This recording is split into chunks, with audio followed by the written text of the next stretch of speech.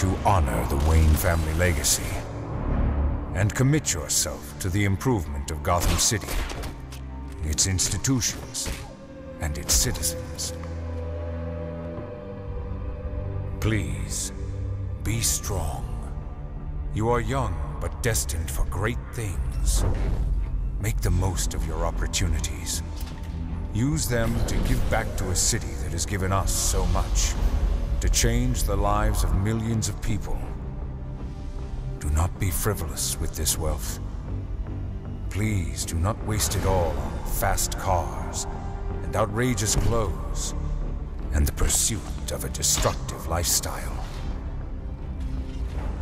I think we've done this before, Dax. We've been talking about new Batman games before, Arkham Knight. I gotta say, I was blown away by what I saw at the press conference. Awesome. Hadn't seen it before. Someone else got the privilege of seeing that first reveal. So just the sheer verticality of this game, something on a new scale, right? Yeah, I mean, building out the entirety of Gotham City is a big thing that we really want to achieve with Arkham Knight. And that's the thing about building out Gotham, because it's such a legendary place. You get a sense that the atmosphere and the emotion is just as important as the buildings in there. But you got a building like Wayne Tower, you know, it's this massive skyscraper. In previous games, we couldn't really use horsepower of those platforms to get that kind of vertical reality. With the power of next gen, we can go all the way to the top of these buildings, dive off, glide all the way down, carve anywhere we want, hit the Batmobile, drive through like, it's insane what we can do with next gen horsepower. It's great. Yeah, we talked about verticality, but it's also bigger on the ground, and that's why you're bringing the Batmobile, which big feature here at E3. You got the car out there. Obviously, that's sort of like a killer feature to bring into the franchise. Something that haven't been there before. What was the thinking that gone into sort of bringing that into it? Yeah, thinking about where the Batmobile fits, it's something that we've always wanted to do. And the more we were getting into Arkham Asylum and Arkham City, fans were saying to us, well, when are you going to bring the Batmobile in? You think Batman, you think Batmobile. So our attitude with Arkham Knight was, this is the end of the trilogy for us. We've got to make sure that Arkham Knight is the complete Batman experience. So we couldn't finish it off without adding in the Batmobile. But when you think about what the Batmobile can do, the speed it can drive at, the devastation that it can wreak in the streets of Gotham City, all of those things you've got to do with such reality and such fidelity that we had to step up to next gen. We had to commit exclusively to next gen. So once we made that decision to go for it with the Batmobile, all of our technical decisions really got made for us.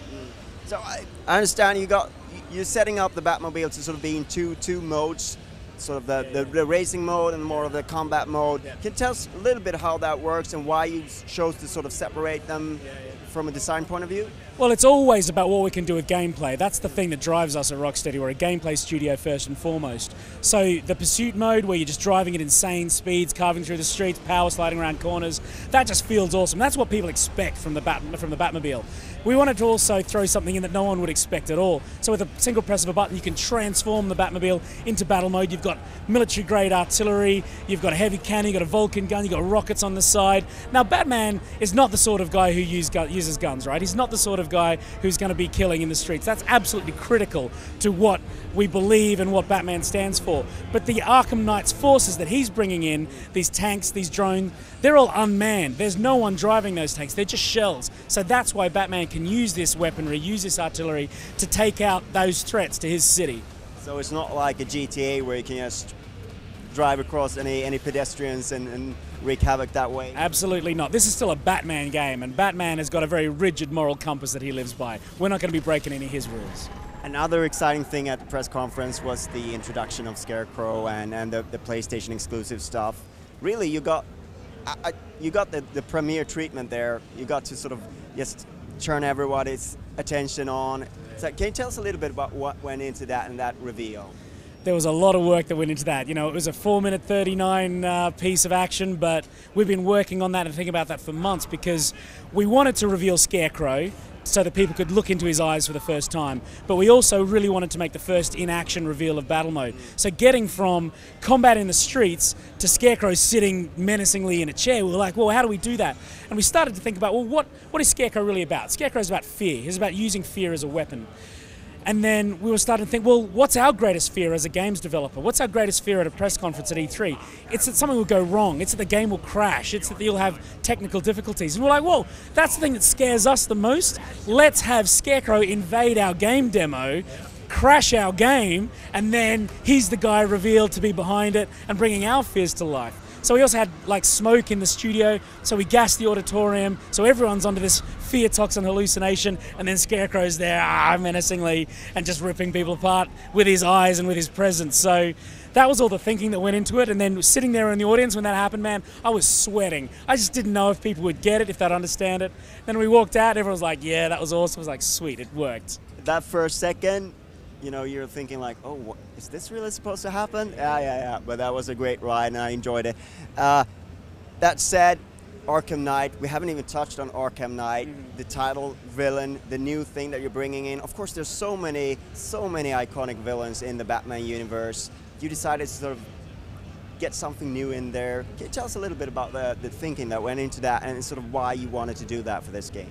Yeah, we want to do it because we've got the opportunity to do it first and foremost. You know, to design a Batmobile is amazing. To design a new bat suit for Batman is incredible. To design a new villain for Batman's universe, I mean, you just don't get that chance very often. So we wanted a villain that could challenge Batman physically in a combat situation. And we also wanted someone to be a commander of this vast military force that's facing down Batman in this final conclusive chapter. So bringing those two things together really gave us a villain in the Arkham Knight that was just so formidable. Someone who could really bring a threat that was very physical to the game experience. Because Scarecrow's not a physical dude, right? So as the main villain, as the main protagonist, Batman has to take down Scarecrow, the main antagonist, in a way that is all about psychology rather than physicality. But then when you throw the Arkham Knight in there, you've got this very physical connection, which gives rise to amazing gameplay with combat, vehicle combat. So that kind of three-way battle really felt like it worked well for us. And another thing, you announced the game in March, you announced the delay right before E3, you're here 2015. Can you tell us a little bit why you announced it for 2014 first, and what changed in those months? Well, we've been thinking about this game and working on it since before we even finished Arkham City. So right back to middle of 2011, we started thinking about the Batmobile and thinking about what's it going to take to build the entirety of Gotham City. Where's technology going to stand? So all of our plans were really focused on making the best game that we possibly could. As we've been starting to build that game and really get it up and running and get it working, we had to make a decision about all of those features that we've designed. Have we got time to do them? And that's a tough decision to make because in our minds we can see the game. It doesn't exist yet, but we can see it. And then when you realize we're going to need a little bit more time to make all this stuff happen, it's heartbreaking to try and have to cut stuff out because it already exists to us. And in our minds, gamers deserve the absolute best that we can. So I think when it comes down to it, taking a little bit more time to give gamers what they deserve rather than rushing it and maybe leaving gamers feeling a little shortchanged. For us, the decision was we've got to do right by the Batman fans who have done right by us all the way back to Arkham Asylum. We really owe it to gamers and to Batman fans to make the highest quality game we can. We just needed a little bit more time to do that. We're happy to give you that time as long as you deliver, and you have so far. Thank you so much for your time. Thanks, mate.